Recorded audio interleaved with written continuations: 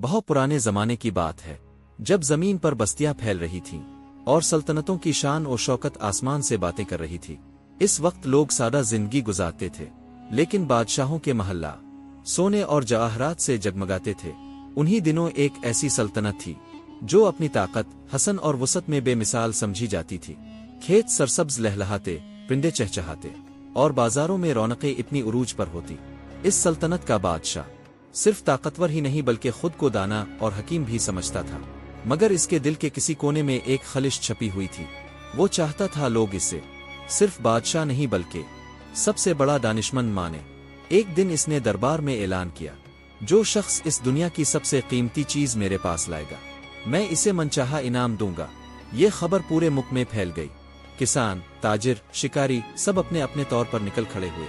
کسی نے پہاڑوں سے نایاب جڑی بوٹیاں لائے، کسی نے سمندر سے موتی نکالے، کسی نے رنگ برنگا پرندہ پکڑا، مگر بادشاہ کے دل کو قرار نہ آیا۔ پھر ایک دن دربار میں ایک عام سا شخص آیا، سادہ کپڑے، محنتی ہاتھ اور پرسکون آنکھیں۔ لوگ اس پر ہنسنے لگے، لیکن وہ دھیرے سے آگے بڑھا اور بادشاہ کے قدموں میں ایک چھوٹی تھیلی رکھ دی۔ جب تھیلی کھولی گئی تو اندر جانور کی کٹی ہوئی زبان تھی۔ سب حیران رہ گئے۔ بادشاہ نے غصے سے کہا، یہ سب سے قیمتی چیز کیسے ہو سکتی ہے؟ آدمی مسکرایا اور بولا، جہاں پناہ، یہی زبان ہے جو انسان کو عزت دلواتی ہے، محبت کے رشتے جوڑتی ہے اور دلوں کو سکون دیتی ہے۔ یہی انسان کو شہرت اور ناموری عطا کرتی ہے۔ دربار خاموش ہو گیا۔ بادشاہ سوچ میں پڑ گیا۔ پھر اس نے کہا، ٹھیک ہے، لیکن اب مجھے دنیا کی سب سے بری چیز بھی لا کر دکھاؤ۔ کچھ دنوں بعد وہی آدمی پھر آیا، اس بار بھی ایک چھوٹی تھیلی کے ساتھ۔ جب تھیلی کھولی گئی تو اندر پھر ایک زبان رکھی تھی۔ وزیر ہنسنے لگے، درباری چیخ الفاٹ ہے۔ بادشاہ کا چہرہ سرخ ہو گیا۔ آدمی پرسکون لہجے میں بولا، جہاں پناہ، جس طرح زبان سب سے قیمتی ہے، اسی طرح یہ سب سے باری بھی ہے۔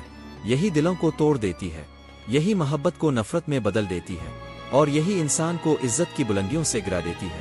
اب دربار میں خاموشی چھا گئی۔ بادشاہ کی آنکھوں کی سرخی مان پڑ گئی۔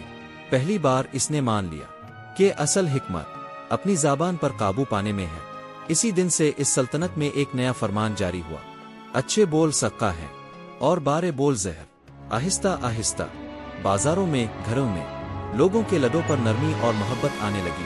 سلطنت بدل گئی اور آخر میں بادشاہ نے مان لیا، زبان ہی سب سے اچھی ہے اور زبان ہی سب